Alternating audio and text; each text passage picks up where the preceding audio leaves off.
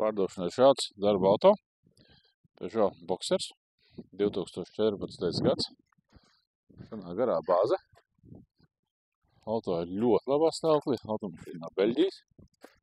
Un ir uzsējis vizuāli bez kādiem defektiem. Saka, sēdies un brauc. Smukā baltā krāsā. Ļoti laba salona. Laba arī komplektācija. Mums ir ādas stūre.